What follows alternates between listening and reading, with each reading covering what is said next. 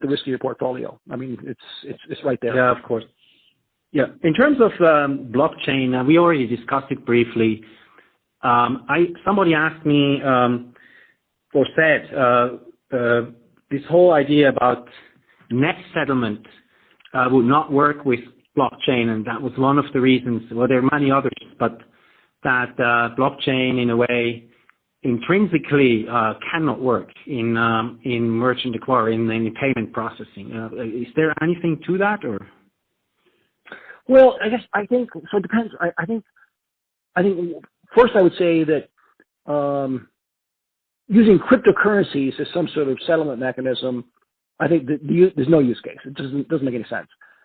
Using a distributed digital ledger to manage it, I don't. There's no obvious benefit to me. I mean, the systems are.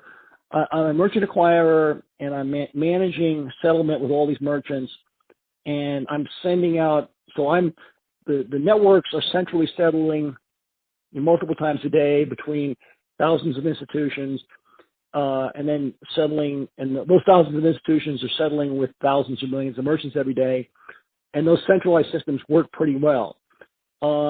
Could you instead manage that activity on some sort of shared digital ledger?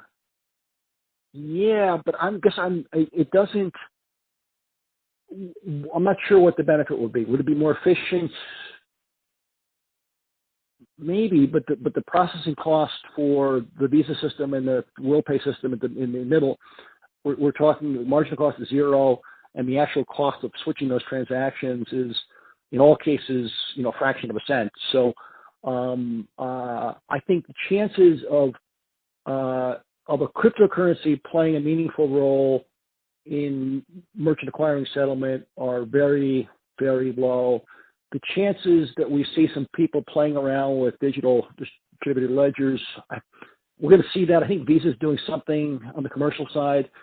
Everybody feels compelled to do that. But if they do that and they implement it, if WorldPay were, for example, to find a way to try and use a distributed digital ledger to manage clearing and settlement instead of a centralized system as they do today, it would be invisible to the merchant. And it would be invisible to the outside world. It would be an internal system, and maybe it would be cheaper, maybe not. I'm not sure. So I think blockchain is not likely, in my view, to have a material impact on the merchant acquiring industry.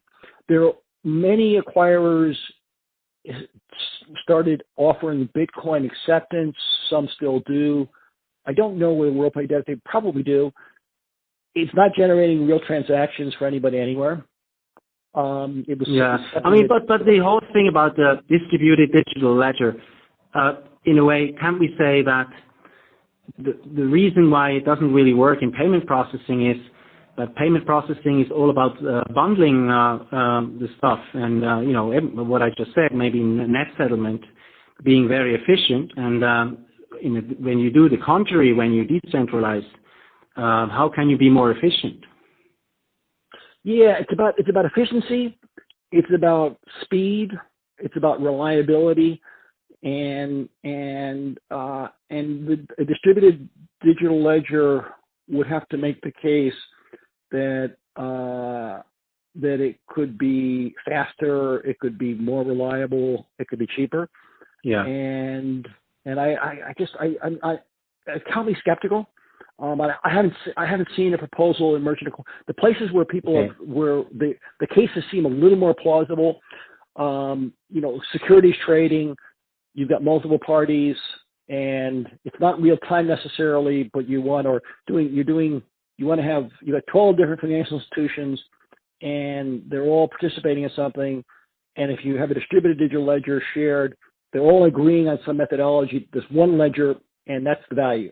And that's the case of, if you can say that the intermediation cost between multiple parties is going to be lower by having one value that everyone plays with and can see, then there's a case.